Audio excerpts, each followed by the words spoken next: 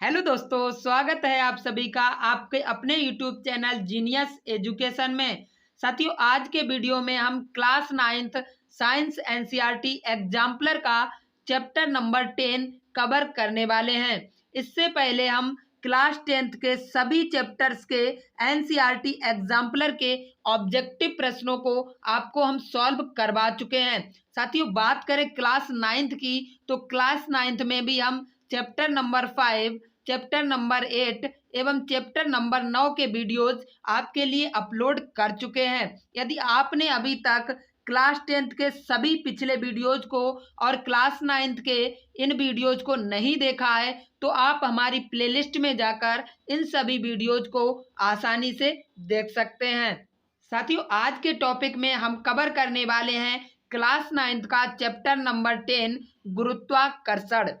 तो आइए दोस्तों, बिना किसी देरी के शुरू करते हैं आज का अपना टॉपिक। तो देखते हैं आज का फर्स्ट क्वेश्चन।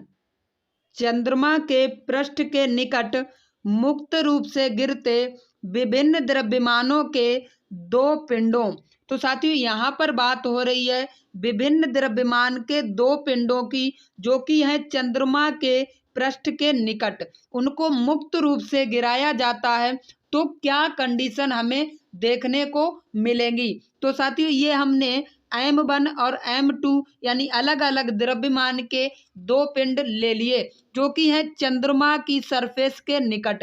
कहाँ पर है? चंद्रमा की सरफेस के निकट। ठीक है, अभी इनको मुक्त रूप से नीचे गिराया जा रहा है। तो साथियों, पहली बात आपको पता होनी चाहिए कि कोई वस्तु ऊपर से अगर छोड़ दी जाती है तो वो नीचे किसके कारण आती है? तो साथियों, वो आती है गुरुत्वीय त्वरण जी के कारण। ठीक है, अभी यहाँ साथियों है चंद्रमा। ठीक है, सरफेस किसका है? चंद्रमा का। तो चंद्रमा का गुरुत्वीय त्वरण यहाँ पर काम करेगा, जो कि होता है पृथ्वी के 1/6। पृथ्वी के गुरुत्वीय त्वरण का 1/6। ठीक है, तो साथियों दोनों ही कंडीशन में जो गुरुत्वीय त्वरण लगने वाला है वो जी और जी लगने वाला है। ठीक है, क्यों? क्योंकि साथियों एक ही सतह पर दोनों पिंड नीचे आ रहे हैं। ठीक है, अभी बात करते हैं साथियों इनको लगने वाला टाइम। साथियों, आपको पता होना चाहिए अगर भिन्न भिन्न द्रव्यमान की दो वस्तुएं ऊपर से नीचे गिराई जाएं तो उनको नीचे आने में लगने वाला समय दोनों ही कंडीशन में कैसा होगा? बराबर होगा। ठीक है, यानी कि इसका अगर हम समय मान ले T1 और इसका समय मान ले T2, तो यानी कि कह सकते हैं कि T1 बराबर होगा T2 के। ठीक है, अगर साथियों इनको नीचे आने में लगने वाला समय T1 और T2 बराबर हैं, इसका निष्कर्ष क्या निकलेगा कि इनके वेग भी कैसे होंगे? बराबर होंगे। यानी कि V1 बराबर हो जाएगा V2 के। किसके बराबर हो जाएगा? V2 के। ठीक है साथियों, अभी हम बात करें यहाँ पर साथियों त्वरण हो गया हमारा बराबर, समय हो गया बराबर, और वेग भी कैसा हो जाएगा? दोनों का बराबर हो जाएगा। अगर हम साथियों बात करें बल की, तो साथियों आपको पता होगा फोर्स बराबर क्या होता है? माँ। ठीक है, एफ बराबर यानी फादर बराबर क्या होता है? माँ होता है। ठीक है, अभी साथियों बताइए फोर्स क्या लगेगा इन पर। तो फोर्स की बात करें, इसका द्रव्यमान है M1 और ए त्वरण कितना है? G। ठीक है, तो इसका फोर्स क्या हो जाएगा? M1G। और दूसरे की बात करें, दूसरे में फोर्स क्या लगेगा? M2G लग जाएगा। यानी कि दोनों में फोर्स क्या होगा? अलग अलग लगेगा। ठीक है साथियों, समय बराबर लगेगा, गुरुत्वीय त्वरण बराबर लगेगा, और वेग भी दोनों का कैसा होगा? बराबर होगा। लेकिन जो बल होगा, जो फोर्स होगा, वो अलग अलग लगने वाला है। अभी साथियों देखते हैं अपने ऑप्शन। तो यहाँ पर हमें फर्स्ट ऑप्शन दिया है कि वेग किसी भी क्षण समान होंगे, यानी दोनों पिंडों के जो वेग होंगे वो किसी भी क्षण कैसे होंगे? समान होंगे। बिल्कुल करेक्ट बात है। V1 और V2 दोनों कंडीशन में कैसे होंगे? समान होंगे। यानी पहला ही ऑप्शन हमारा क्या हो जाएगा? करेक्ट हो जाएगा। अभी देखते हैं नेक्स्ट ऑप्शन, दो पिंडों के विभिन्न त्वरण होंगे। तो साथियों अभी आपको हमने बताया दोनों ही कंडीशन में चंद्रमा का गुरुत्वीय त्वरण वर्क करेगा, तो दोनों ही कंडीशन में त्वरण कैसे होंगे? बराबर होंगे, विभिन्न नहीं होंगे। तो ये ऑप्शन क्या हो जाएगा? गलत हो जाएगा। अभी देखते हैं सी ऑप्शन, दो पिंडों पर समान परिमाण के बल कार्य करेंगे। तो साथियों मैंने क्या बताया, यहाँ पर अलग अलग फोर्स कार्य करेंगे, अलग अलग बल जो है कार्य करेंगे। तो सी ऑप्शन भी हमारा कैसा हो जाएगा, गलत हो जाएगा। कैसा हो जाएगा साथियों, गलत हो जाएगा। बात करें डी ऑप्शन की, डी ऑप्शन में है कि जड़त्व में परिवर्तन हो जाएंगे। इनके जड़त्व में क्या हो जाएगा साथियों, परिवर्तन। तो साथियों जब इनके द्रव्यमान में परिवर्तन नहीं हो रहा नीचे आने पर, ये m1 द्रव्यमान की वस्तु है, ये m1 द्रव्यमान की रहेगी, ये नीचे आएगी m2 द्रव्यमान की रहेगी। तो जब तक द्रव्यमान में परिवर्तन नहीं होगा तब तक इनके जड़त्व में भी परिवर्तन नहीं होगा।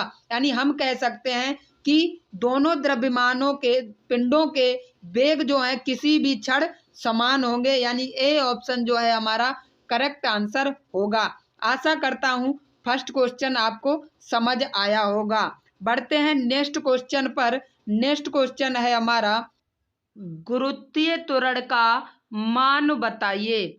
साथियों यहाँ पर आपको गुरुत्वीय त्वरण जी का मान विभिन्न स्थानों पर बताना है।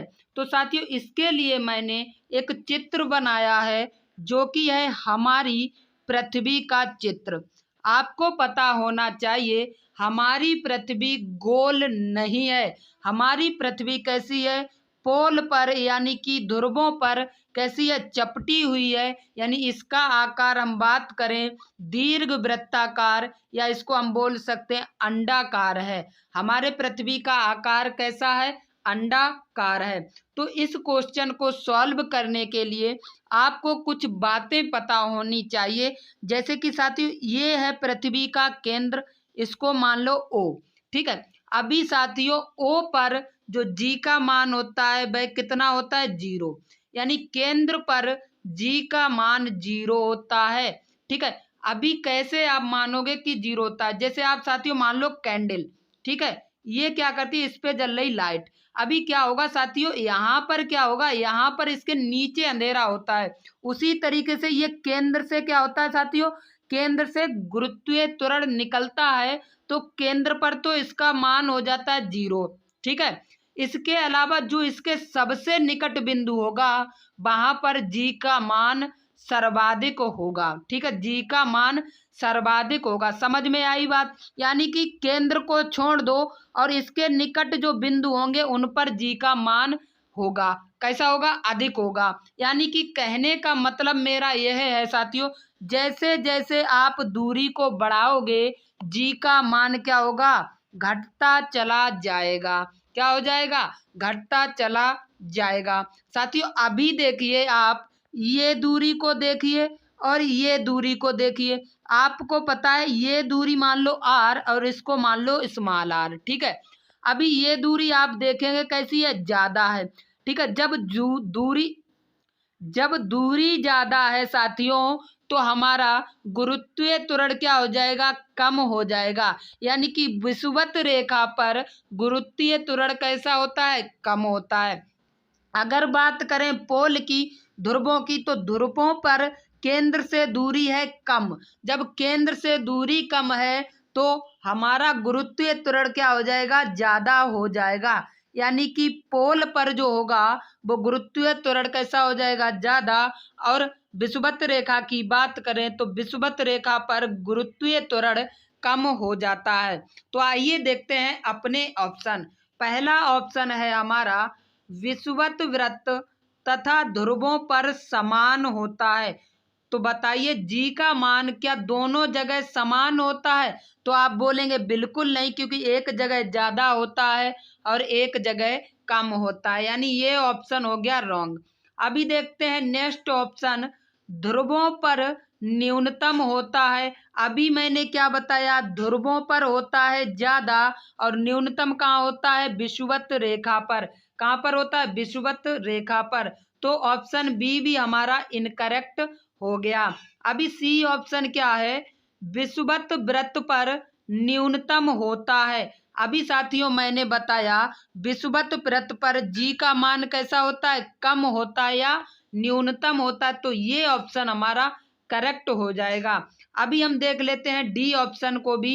डी ऑप्शन में है ध्रुवों से विषुवत वृत्त की ओर बढ़ता है। तो हमने क्या देखा साथियों, देखो ध्रुवों से अगर हम विषुवत वृत्त की ओर आएंगे तो जो जी का मान है वो क्या हो जाता है साथियों, घटता है। देखो विषुवत वृत्त की ओर आओगे तो जी का मान क्या होता चला जाता है, कम होता चला जाता है, ना कि बढ़ता है। तो डी ऑप्शन भी रॉन्ग हो जाएगा। यहाँ पर हमारा करेक्ट ऑप्शन हो जाएगा सी ऑप्शन। बढ़ते हैं अपने नेक्स्ट क्वेश्चन पर, क्वेश्चन नंबर 3। दो पिंडों के बीच गुरुत्वाकर्षण बल F है। यदि दोनों पिंडों के द्रव्यमान उनके बीच की दूरी को समान रखते हुए आधे कर दिए जाएं तो गुरुत्वाकर्षण बल हो जाएगा।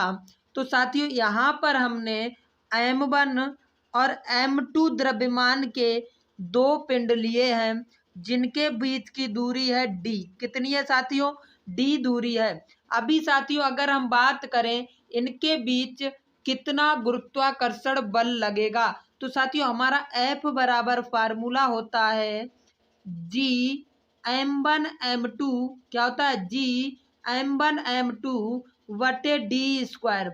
साथियों जहां पर G क्या होता है, सार्वत्रिक गुरुत्वाकर्षण नियतांक, जो कि पूरे ब्रह्मांड में कैसा है, समान है।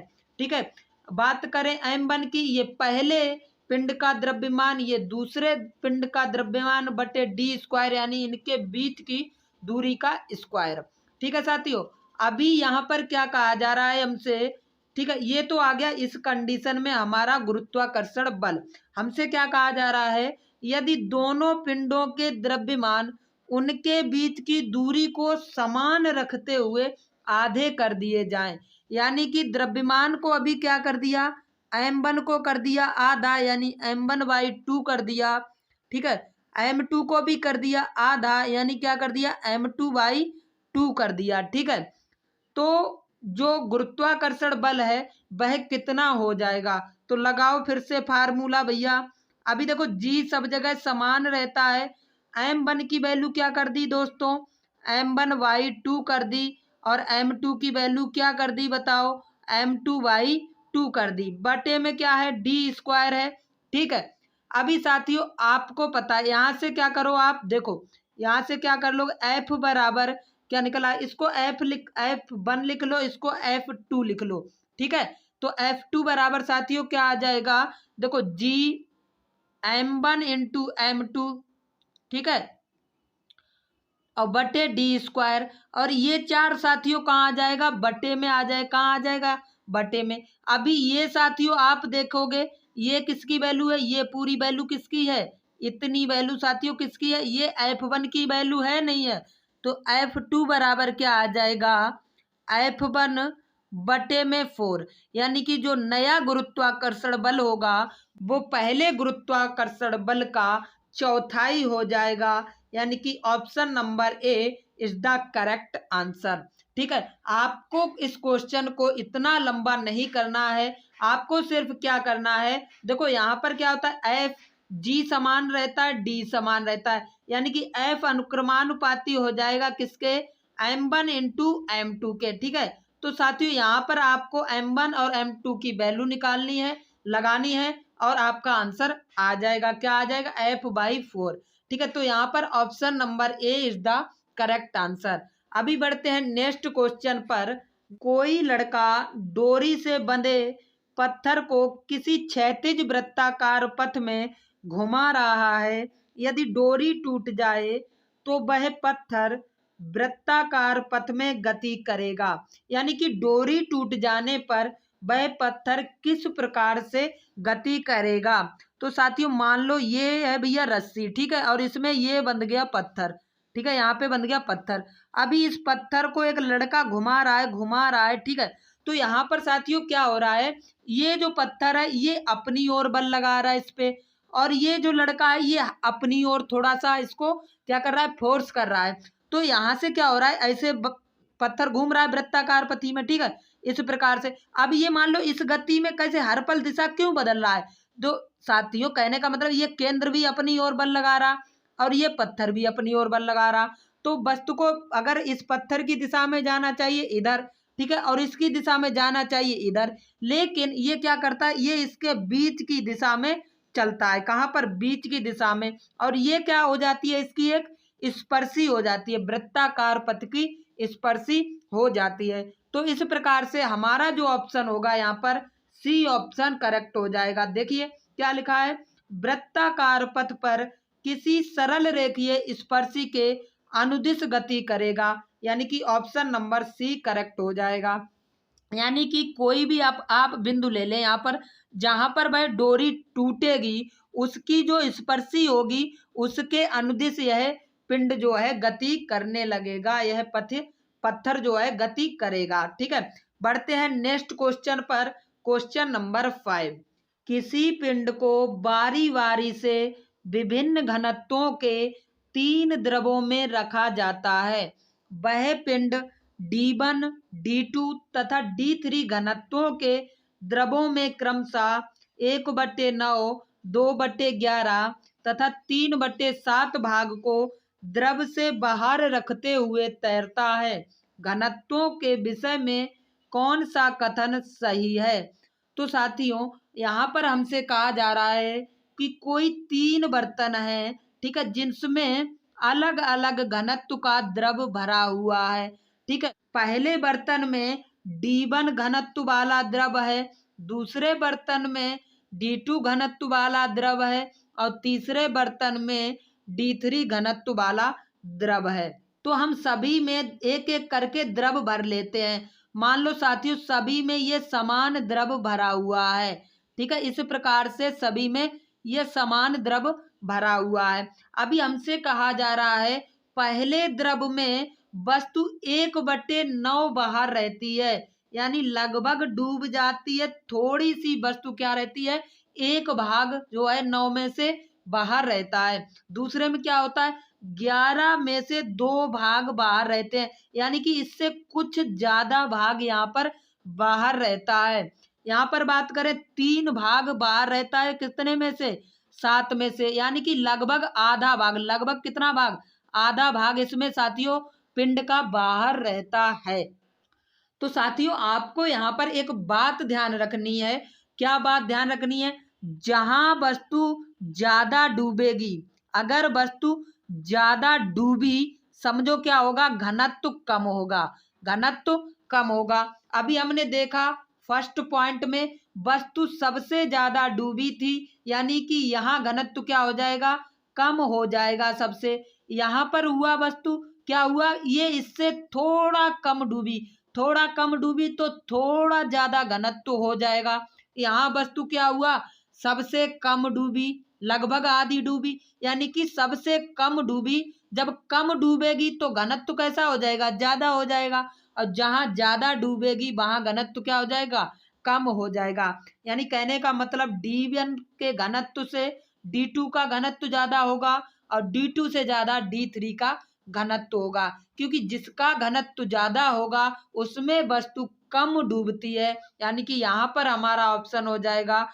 ऑप्शन नंबर डी, यानी कि D1 से बड़ा है D2 और D2 से बड़ा है D3। Option number D is the correct answer.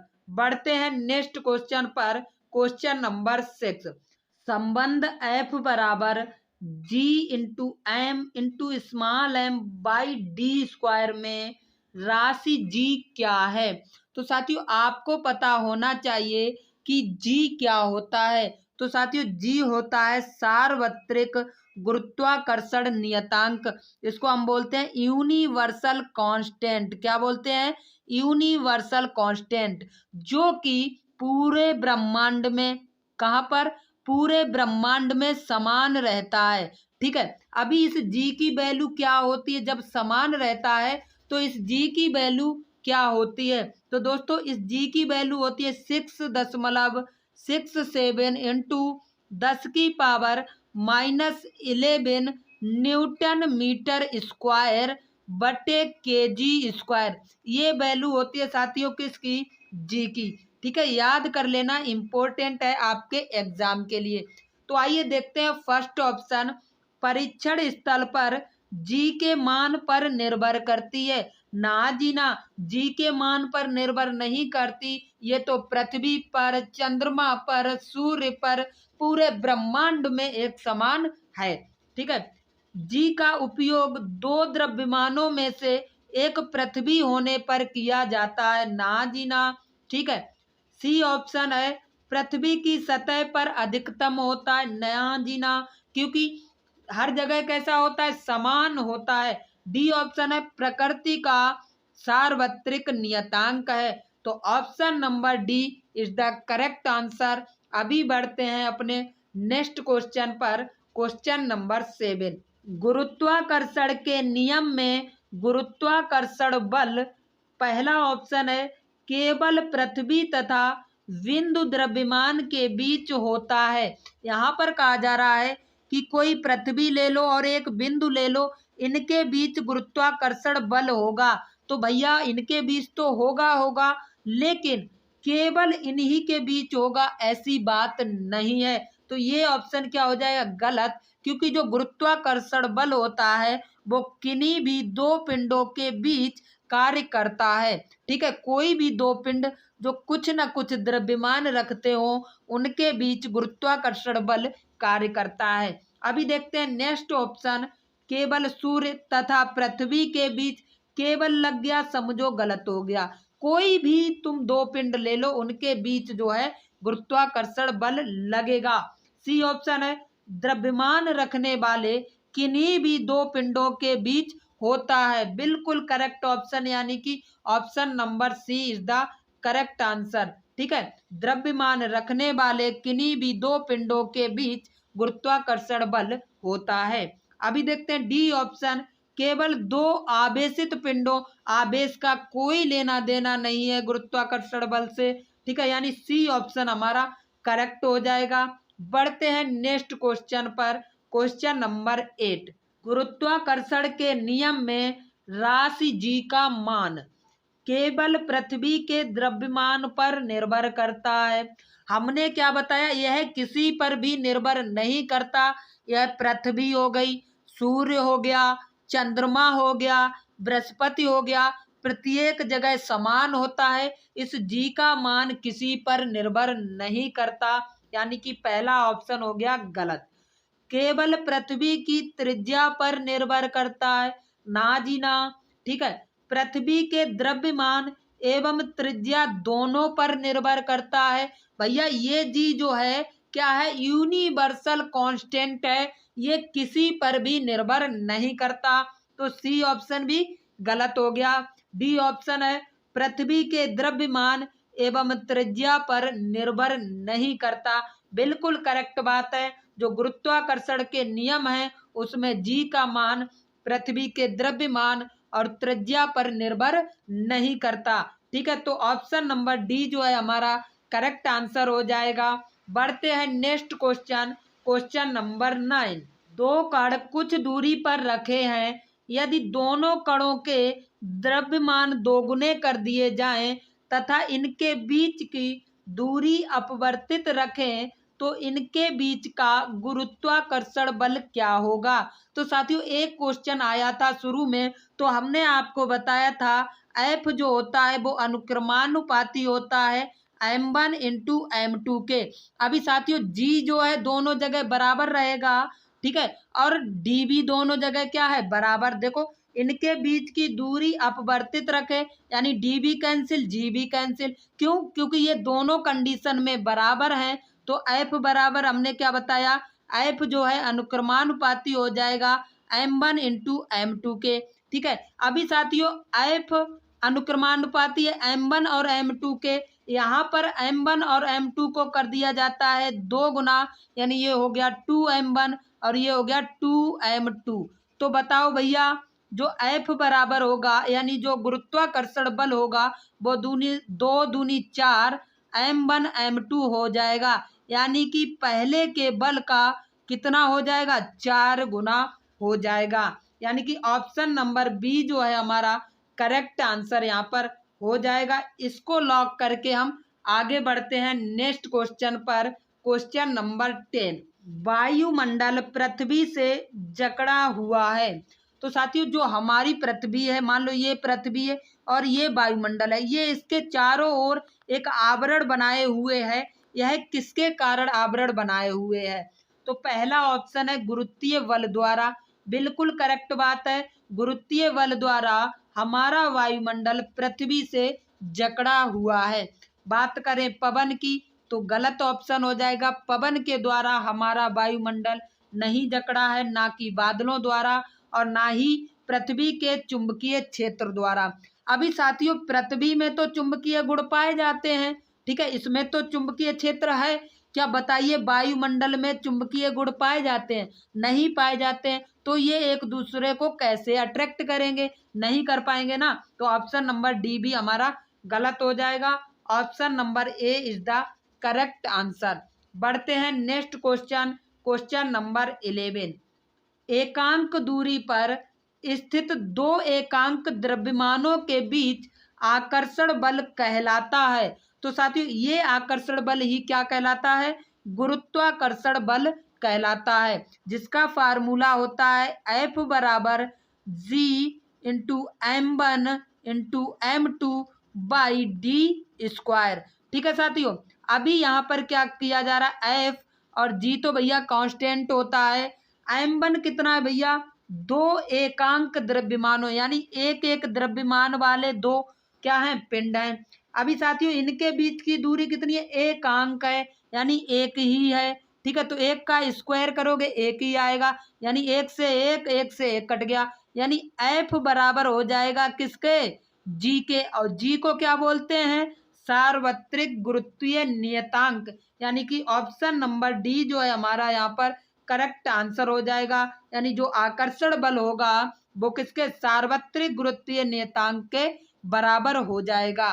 ठीक है, बढ़ते हैं नेक्स्ट क्वेश्चन पर, क्वेश्चन नंबर 12।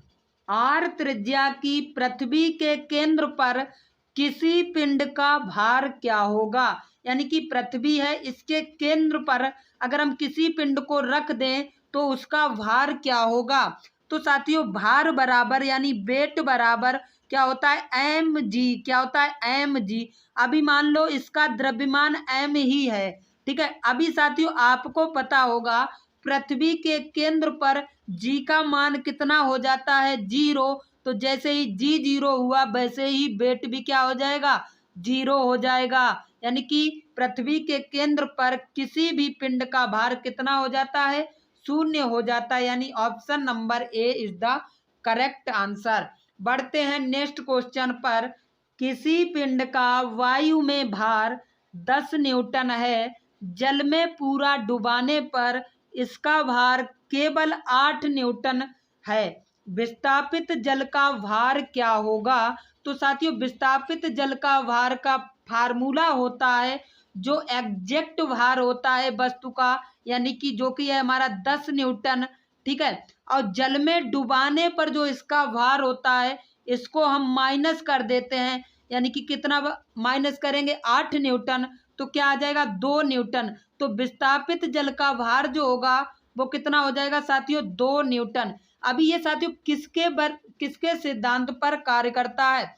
ये कार्य करता है आर्किमिडीज के सिद्धांत पर। उन्होंने एक सिद्धांत दिया था, जैसे एक टब में पानी है साथियों, मान लो लबालब टब में पानी भरा हुआ है, ठीक है। अभी आप गए इस पानी में, ठीक है, इस पानी में आप गए, आप मान लो हो 50 केजी के। कितने केजी के हो? आप हो 50 केजी के। और जैसे ही इस पानी में आप गए, ठीक है, आपका वजन रह गया 40 केजी। कितना रह गया? 40 केजी। तो साथियों इसका मतलब क्या हुआ? आप इसमें घुसते ही यहाँ से कितना 10 केजी पानी बाहर निकाल देंगे। कितना पानी बाहर निकालेंगे? 10 केजी। यानी 50 में से अगर 40 को घटाएंगे बचेगा कितना? 10 केजी। तो आप यहाँ से 10 केजी पानी को विस्थापित कर देंगे। तो वही यहाँ पर हमने किया, 10 न्यूटन की वस्तु थी, अभी बाहर रह गया 8 न्यूटन, यानी इनका अंतर क्या हो जाएगा? इनका अंतर हो जाएगा 2 न्यूटन। ठीक है, 2 न्यूटन यही क्या हो जाएगा साथियों? हमारा विस्थापित जल का भार हो जाएगा। बढ़ते हैं नेक्स्ट क्वेश्चन पर, क्वेश्चन नंबर 14। कोई लड़की 60 सेंटीमीटर लंबे, 40 सेंटीमीटर चौड़े तथा 20 सेंटीमीटर ऊंचे किसी बॉक्स पर 3 ढंग से खड़ी होती है।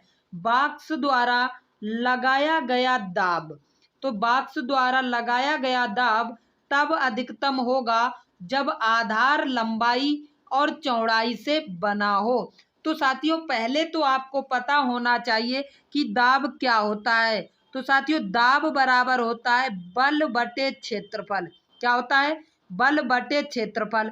साथियों यहाँ पर है एक लड़की जो कि हर कंडीशन में बल तो लगाएगी समान, यानी कि बल तो हो गया कांस्टेंट।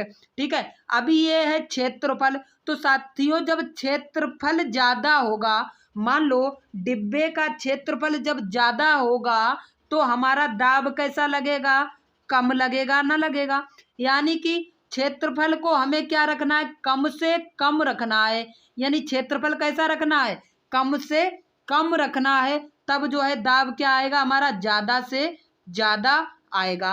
अभी बताओ कम से कम क्षेत्रफल कब आएगा? 60 इंटू 40 करवाओगे कितना आ जाएगा? 2400 आ जाएगा। ये तो आ गया 2400।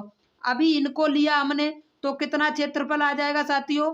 800 आ जाएगा। कितना आ जाए? 800। अभी इन दोनों को ले लो, इन दोनों को, तो साथियों इनका कितना आएगा क्षेत्रफल? 1200। तो सबसे कम क्षेत्रफल कहाँ पर है? 800। अभी 800 में हमने क्या लिया था? ये लिया था चौड़ाई और ऊंचाई। क्या लिया था? चौड़ाई और ऊंचाई। यानी कि तब अधिकतम होगा जब आधार चौड़ाई व ऊंचाई से बना हो। किससे बना हो? चौड़ाई व ऊंचाई से बना हो। यानी कि ऑप्शन नंबर बी जो है इसका करेक्ट आंसर हो जाएगा। बढ़ते हैं नेक्स्ट क्वेश्चन पर, क्वेश्चन नंबर 15 जो कि है आज का लास्ट क्वेश्चन। कोई सेब किसी वृक्ष से पृथ्वी व सेब के बीच गुरुत्वाकर्षण बल के कारण गिरता है। बिल्कुल करेक्ट बात है। यदि पृथ्वी द्वारा सेब पर आरोपित बल का परिमाण F1 है तो सेब द्वारा पृथ्वी पर आरोपित बल का परिमाण F2 है। तो साथियों F2 की तुलना में F1 बहुत अधिक होगा। ठीक है साथियों, इसको समझने के लिए आपने गति का नियम पढ़ा होगा, तीसरा वाला। कौन सा? तीसरा वाला नियम पढ़ा होगा, क्रिया प्रतिक्रिया का नियम। क्या पढ़ा होगा? क्रिया प्रतिक्रिया का नियम। तो साथियों ये नियम कहता है कि यदि आप किसी वस्तु पर जितना बल लगाओगे वह वस्तु भी आप पर उतना ही बल लगाएगी। तो साथियों यहाँ पर पृथ्वी द्वारा सेब पर आरोपित बल क्या था? F1 था। ठीक है, अभी किसने? पृथ्वी ने सेब पर लगाया F1 बल। ठीक है, और सेब ने पृथ्वी पर लगाया F2 बल। तो ये दोनों कैसे हो जाएंगे? आपस में बराबर हो जाएंगे। क्या नियम लगेगा? क्रिया प्रतिक्रिया का नियम। अगर पृथ्वी ने सेब पर F1 बल लगाया है तो सेब भी पृथ्वी पर F1 बल ही लगाएगा, यानी कि उतना ही बल लगाएगा। ठीक है, जब बल अलग अलग हैं तो आपस में कैसे होंगे? बराबर होंगे। F1 इजुकल टू F2 जो कि है ऑप्शन नंबर डी में, F1 बराबर होगा F2 के। तो साथियों इस तरीके से हमने क्लास 9th का चैप्टर नंबर 10 बहुत ही सरल भाषा में समझा। आशा करता हूँ आपको वीडियो अच्छा लगा होगा। वीडियो अच्छा लगा हो तो वीडियो को लाइक करें, शेयर करें और चैनल को भी सब्सक्राइब कर लें। तो साथियों मिलते हैं नेक्स्ट वीडियो में, तब तक के लिए बाय बाय, टेक केयर, जय हिंद।